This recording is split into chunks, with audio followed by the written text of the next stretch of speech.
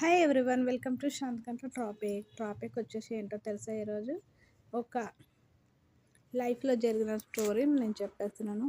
ఒక అమ్మాయి జీవితంలో మలుపు తిరిగిన జీవితం. ఓకేనా? వచ్చేసేది టాపిక్లోకి వెళ్తాం. టాపిక్ కానీ మీకు నచ్చినట్లయితే లైక్ చేయండి, షేర్ చేయండి, సబ్స్క్రైబ్ చేయండి. ఫస్ట్ టైం కనుక మన ఛానల్ చూస్తే శాంతకంఠ టాపిక్ అండ్ వీడియోస్ సబ్స్క్రైబ్ చేసుకోండి. ఓకేనా? మీకు ఈ టాపిక్ ఎలా అనిపించారో కామెంట్ సెక్షన్లో కామెంట్ చేయండి. ఓకేనా? టాపిక్లోకి వెళ్ళిపోతాం. ఆ అమ్మాయి జీవితంలో లైఫ్ మలుపు ఎలా తిరిగిందని అని అంటారా?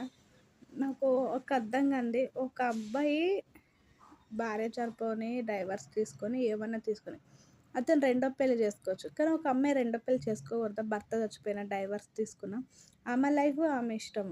ఒక అమ్మాయి రియల్ లైఫ్లో జరిగిన స్టోరీ ఈరోజు మన టాపిక్ ఏంటంటే, వాళ్ళు అరేంజ్ మ్యారేజ్ చేసుకుని ఆ అమ్మాయికి ఆ అబ్బాయికి ఒక ఒక బాబు పుట్టాక విడిపోయారంట. విడిపోయాక ఆ అబ్బాయి మ్యారేజ్ బాబు పుట్టిన 5 మంత్స్కి విడిపోయారంట. విడిపోతే ఆ అబ్బాయి ఇంకో మ్యారేజ్ చేసుకున్నాడంట. చేసుకున్నాక ఈ అమ్మాయి బాబుని చూసుకుంటే అలాగుండుంటే అబ్బాయికి 3 ఇయర్స్ రాపలికి ఈ అమ్మాయికి ఇంకో సంబంధం చూసి వాళ్ళ అమ్మ వాళ్ళు పెళ్లి చేశారంట.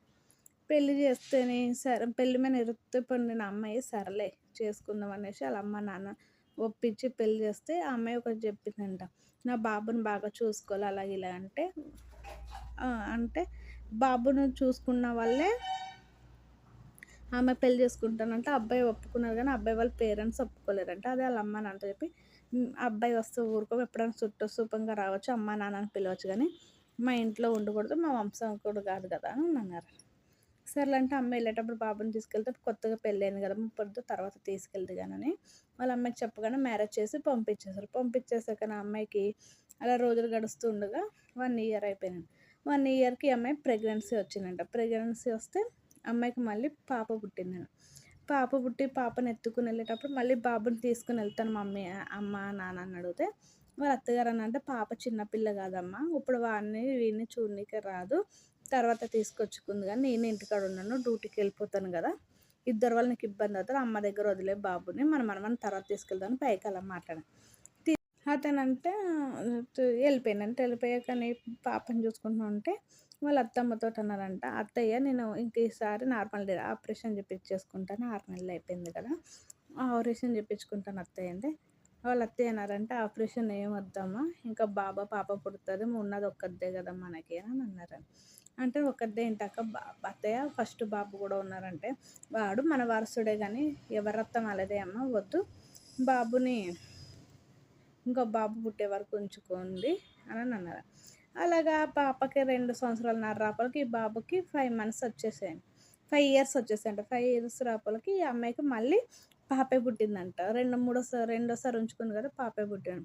మళ్ళీ ఆ పాపని తీసుకెళ్ళేటప్పుడు ఈ బాబుని కూడా నేను తీసుకెళ్ళిపోతానమ్మా అని అంటే, వాళ్ళ అత్తయ్య అన్నారంటే, ఈ పాప చిన్నది, తను కూడా చిన్నది కదా, మళ్ళీ బాబుని ఇప్పుడు వద్దు, కొద్దిగా ఇద్దరు పెద్దగా అయినప్పుడు ముగ్గురు ఒకటేసారి స్కూల్కి పంపిద్దాం అనేసి వెళ్ళిపోయారంటే. వెళ్ళిపోతే మళ్ళీ ఆ పాపకి 3 ఇయర్స్ స్కూల్ వేసాక ఈ పాపకు 1 ఇయర్ ఉన్నప్పుడు తీసుకొద్దామంటే వాళ్ళ అత్తయ్య ఏమనుకుందో, తీసుకొచ్చేద్దాము అని అంటేనే వాళ్ళ అమ్మ నాన్నకు ఫోన్ చేసి, అమ్మ బాబుని తీసుకొచ్చేద్దామటని అత్తయ్య మామయ్య కూడా తీసుకొచ్చామంటున్నారు, మా ఆయన కూడా తీసుకురాం, మళ్ళీ ఆయన అడిగితే తీసుకొచ్చేసేయమను అని చెప్తే తీసుకొచ్చేసామంటే వాళ్ళ అమ్మ అన్నారంటే, నిజంగా తీసుకురమ్మన్నదమ్మ అంటే, మీ అత్తయ్యకి ఫోన్ ఇవ్వండి అని అంటే ఇచ్చినండి.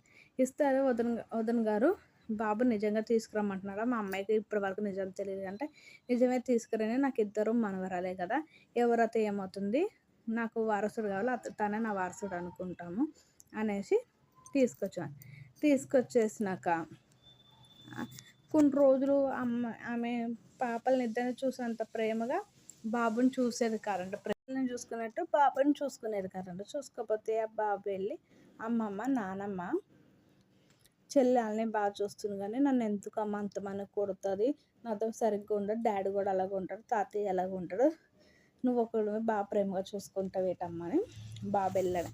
అంటేనే నువ్వు చాలా రోజులు పెట్టి నా అమ్మ వాళ్ళ దగ్గర అలవాటు అయిపోయావు కదా డాడీ, నువ్వు పెద్దోడు అయిపోయావు, అందుకే బాబు చెల్లెలు చిన్నపిల్లలని అలా చూస్తూనే వాళ్ళంటే మనసులో ఏం పెట్టుకోకన్నా తల్లి నచ్చజెప్పి పంపించాను. ఈ ఈ విషయం ఉండుండుకి అమ్మాయికి డౌట్ వచ్చినాడు, ఏంటి బాబుని ఇలా చూస్తున్నారు, ఒకసారి ఇష్టం ఉన్నట్టు ఒకసారి ఇష్టం లేనట్టు చూస్తున్నారు అనేసి వాళ్ళ అమ్మలకి ఫోన్ చేసి అమ్మ ఇలా జరుగుతుందని చెప్తే, అమ్మ మీ అత్తగారికి అసలు ఆ బాబు ఇష్టం లేదు, ఇష్టం లేనందుకు అసలు పంపొద్దని నువ్వు అడిగిన వాళ్ళు పంపించినాము, ఇష్టం లేకపోతే వద్దమ్మంటే వద్దమ్మ నేను ఇద్దరు పిల్లల్ని తీసుకొస్తుంటే వద్దమ్మ ముందు జీతం అలాగైంది రెండో ఛాన్స్ కూడా పోగొట్టుకోకు అంటే వాళ్ళ భార్య వెళ్ళి అలా ఆయనతో చెప్తే వాళ్ళ ఆయన మా అమ్మని అంతా నేను చెప్తే నువ్వేం బాధపడకు, మనకి ఇద్దరు పాపలు తన నా మొదటి కొడుకులాగా నేను చూస్తాను, ఎవరికి నా వంశంలో నా రక్తంలాగా చూస్తాను నువ్వు బాధపడకంటే వాళ్ళ అమ్మ నాన్నని పంపించి దగ్గరికి వెళ్ళి వాళ్ళు ఇద్దరు భార్యాభర్తలు ఇద్దరు మాట్లాడి ఒప్పిస్తే వాళ్ళ తర్వాత నుంచి బాబుని కూడా ప్రేమగా చూడడం మొదలుపెట్టారండి. ఒక నిజమే ఈ టాపిక్. కానీ చాలామంది బాబుని చూడనందుకు అమ్మాయి ఎందుకు చేసుకున్నాను రెండో పెళ్ళి, నా బాబు జీవితం ఏమైపోతుందని టెన్షన్ పడేదండి. కానీ అమ్మాయి మనసు తన భర్తతో మాట్లాడినందుకు అమ్మాయి జీవితం సెటిల్ అయింది. ఆ బాబుకి మంచి తండ్రి దొరికారు, అలాగే మంచి చెల్లెలు కూడా దొరికారు. వాళ్ళకి కూడా ఆడపిల్లలే కదా, నాకు మనవడు ఉన్నాడని అర్థమైంది.